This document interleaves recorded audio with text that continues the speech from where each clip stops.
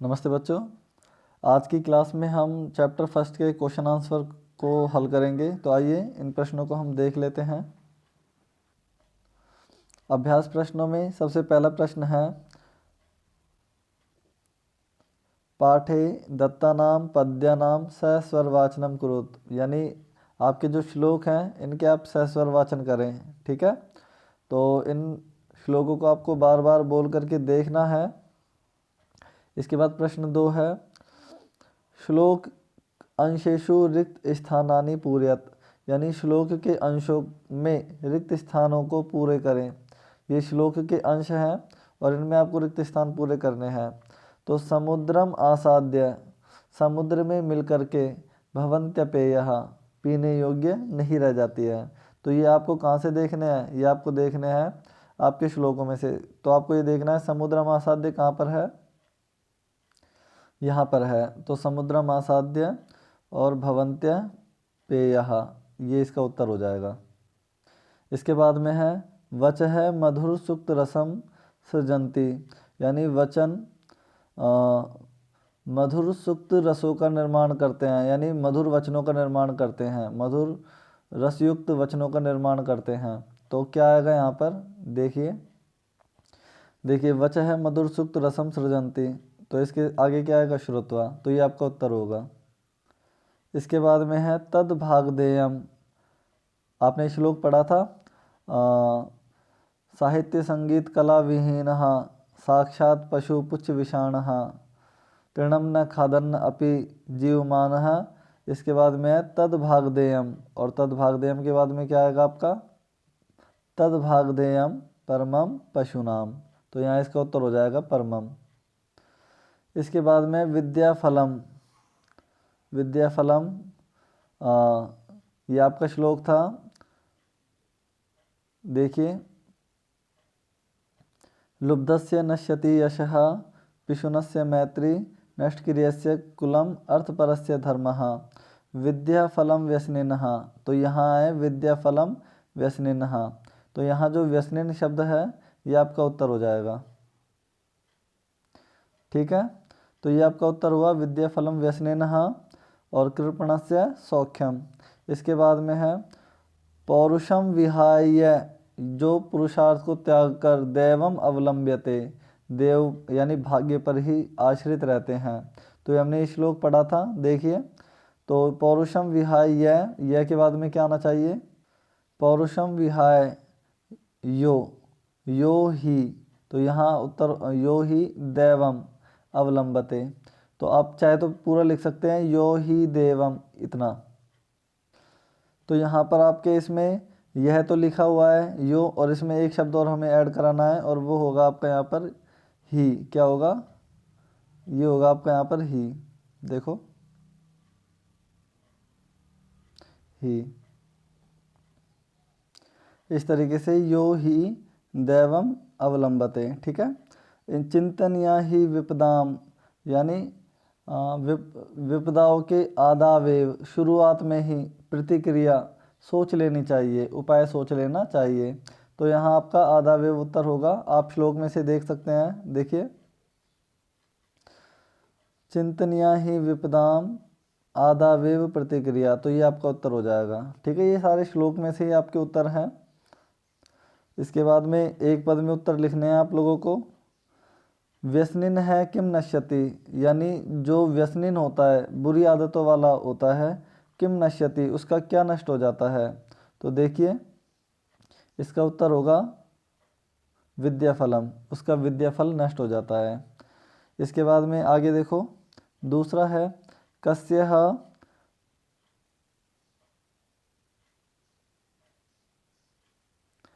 कस्यः यशः नश्यति, किसका यश नष्ट हो जाता है? तो कस्य की जगह इसी विभक्ति में उत्तर देना है लुब्धस्य, लोभी का, लुब्धस्य। ठीक है। ऐसे ही किम है, तो मधुमक्खी क्या बनाती है? तो किम की जगह क्या आ जाएगा? ए वन वर्ड में माधुर्यम, यानी शहद बनाती है। ठीक है, आगे देखो, मधुर सुक्त रसम, यानी मीठे वचन, मीठे रसयुक्त वचनों को कौन बनाते हैं? तो यहाँ पर देखो के शब्द आया है, के। तो के आपका होता है बहुवचन का, कै, कऊ और के। तो बहुवचन में उत्तर देना है। कौन बनाते हैं? संतः, संत बनाते हैं। चूँकि यहाँ संत एक वचन में है, यदि आप बहुवचन में उत्तर देना चाहते हैं तो यहाँ हो जाएगा इसका उत्तर संतः। लेकिन आपकी बुक में संतः है शब्द ही काम में लिया है, तो हमने यहाँ उत्तर भी संतः ही लिख दिया। ठीक है, संतः, संतौ, संतः। तो के अकॉर्डिंग तो आपका संतः ही आना चाहिए, लेकिन फिर भी बुक में संतः है तो हमने बुक में से देख करके संतः लिख दिया। फिर भी आपकी चॉइस है, आप जो लिखना चाहो वो लिख सकते हैं। इसके बाद में है अर्थिनहा, यानी चाहने वाला किससे निराश होकर के नहीं जाता है? तो अर्थिनहा केभ्यः विमुखा न यान्ति। तो किससे निराश होकर नहीं जाता है? तो हमने वहाँ पढ़ा था वृक्ष से। तो यहाँ केभ्य शब्द है प्रश्नवाची, और वृक्ष को वहाँ पर क्या कहा है? महीरुह, महीरुह। तो ये बालक की तरह है, तो जैसे बालक का बालकेभ्य होता है, तो वैसे ही महीरुह का होता है महीरुहेभ्य, हेभ्य। तो यहाँ ये इसका उत्तर हो जाएगा कि वृक्ष से, वृक्ष से निराश होकर के नहीं लौटता है। ठीक है, एक तो महीरुह कहते हैं हम वृक्ष को। आप सीधा सीधा वृक्षेभ्य, वृक्षेभ्य भी लिख सकते हैं। यहाँ इसकी जगह ऑब्लिक लगा करके, अगर आपको वो ये शब्द याद में नहीं होता है तो आप वृक्षेभ्य भी उत्तर लिख सकते हैं। आगे देखो प्रश्न नंबर 4। अधोलिखित तद्भव शब्दों के लिए पाठ से संस्कृत के पदों को चुन करके लिखें। तद्भव शब्द किसे कहते हैं? जो हिंदी के शब्द होते हैं, और संस्कृत के पद हमें उसकी जगह लिखने हैं। तो देखो कंजूस को जैसे इस पाठ में क्या बोला था? कृपणहा, कृपण कहते हैं कंजूस को। ऐसे ही कड़वे को क्या बोलते हैं? कटुकम। पूंछ को पुच्छहा, लोभी को लुब्धहा, मधुमक्खी को मधुमक्षिका, और तिनके को कहते हैं तृणम। ठीक है, तिनका। तो ये इनको संस्कृत के पद हैं, इनको आपको याद करना है। इसके बाद में देखो ये अच्छा प्रश्न है। नीचे लिखे गए वाक्यों में, ये नीचे वाक्य लिखे हुए हैं 1 2 3 4, कर्तृपदम यानी सब्जेक्ट और क्रियापदम यानी आपकी वर्ब, इनको चुन करके लिखें। इन सेंटेंस में आपको सब्जेक्ट भी ढूंढना है और इनकी वर्ब भी आपको बतानी है। तो मैं आपको बता दूं कि वर्ब ढूंढना बड़ा आसान है। पढ़ती, पठत, पठंती, ऐसे शब्द आपको जहाँ मिलते हैं वो तो वर्ब हो गई। जैसे देखो पहले हम वर्ब को ढूंढ लेते हैं। जैसे सृजति, सृजता, सृजंती, तो यहाँ क्रिया सृजंती हो गई। यहाँ देखो कहीं पे ऐसा शब्द आया है भवती, भवतः, भवंती, आया ये शब्द। इसके बाद में है यहाँ पर भी देखो भव, ये हो गया भवंती। इसके बाद में भवती, भवतः, भवंती, ये भी हो गया। ठीक है, ऐसे ही देखो पठेत, पठेताम, पठेयुः, इस वाले में देखिए तो जनियेत, जनियताम, जनियेयुः, तो यहाँ ये आपकी क्रिया हो गई जनियेत। ऐसे देखो नाशयति, नाशयतः, नाशयन्ति, ये भी क्रिया हो गई। और भवती, भवतः, भवंती, आपकी ये भी क्रिया हो गई। ठीक है, तो ये सारी आपकी क्रियाएं हैं। अब इनमें कर्ता निकालते हैं। देखो कर्ता निकालने के लिए हमेशा याद रखना सब्जेक्ट हमेशा होता है प्रथमा विभक्ति में। जैसे अभी आपको बताते हैं, रुको।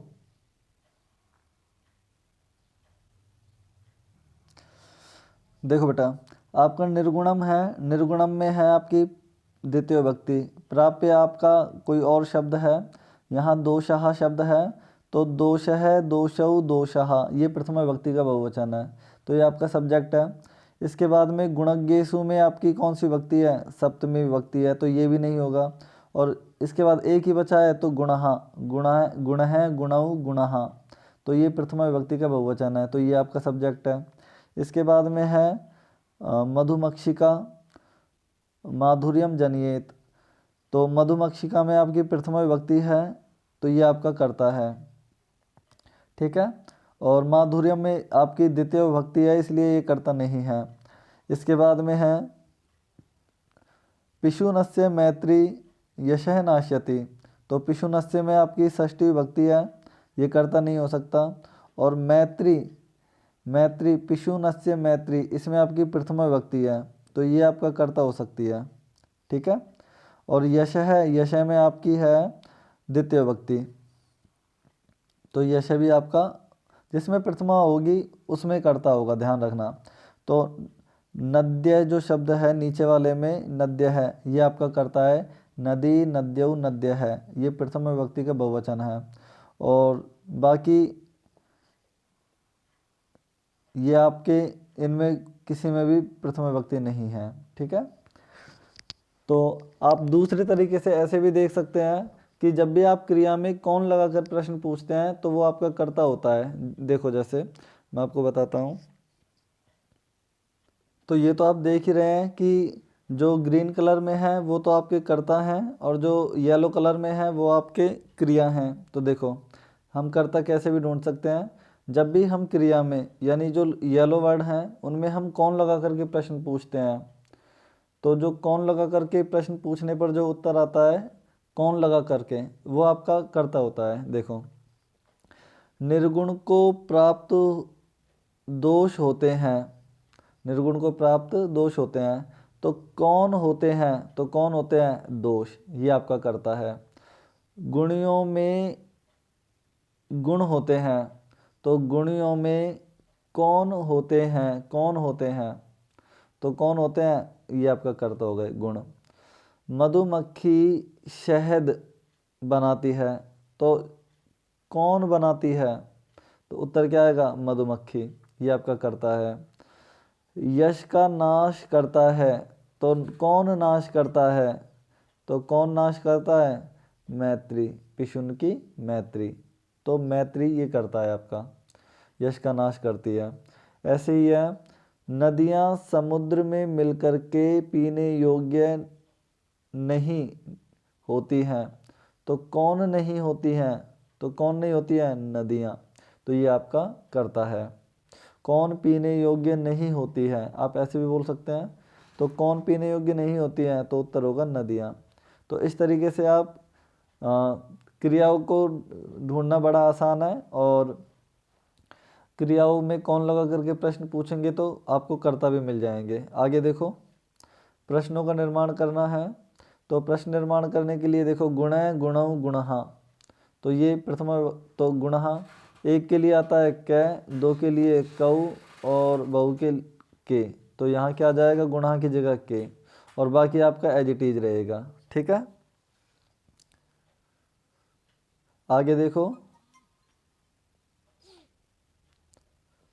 बाकी आपका ये पूरा की पूरा एज इट इज ही रहेगा ये वाला, ठीक है। इसके बाद में है नद्य है, तो नद्य में आप देखो नदी,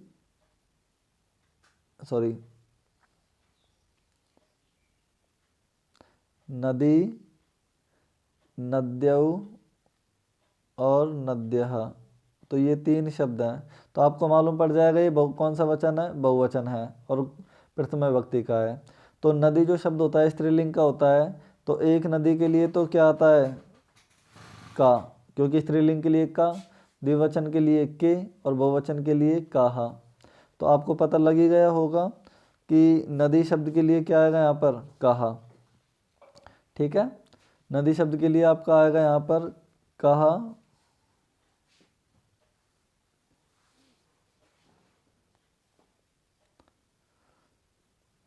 और बाकी आपका रहेगा एज इट इज, कहा सुस्वादु तोया भवंती और क्वेश्चन मार्क लगेगा।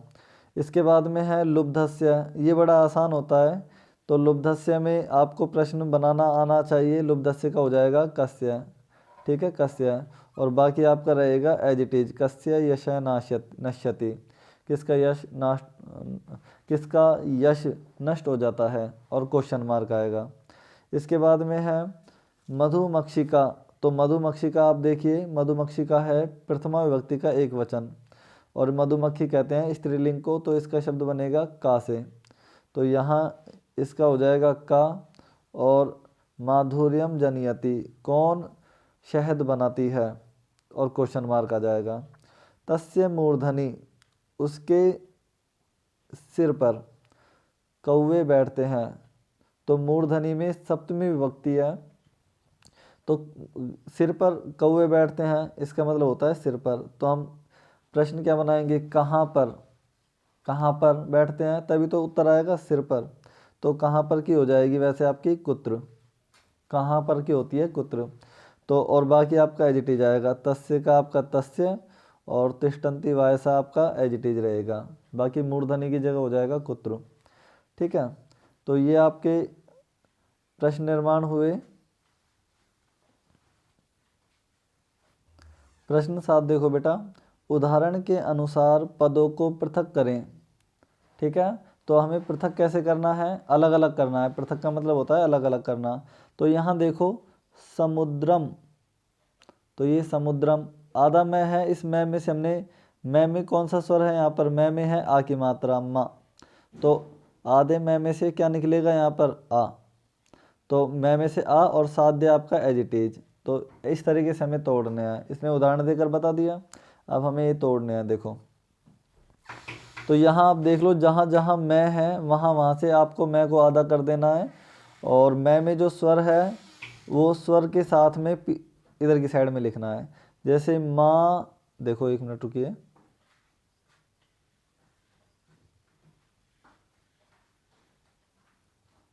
देखो माधुर्यम, माधुर्यम, मैं हमने आधा मैं ले लिया, तो मैं में कौन सा स्वर है एव, एव हमने यहाँ लिख दिया।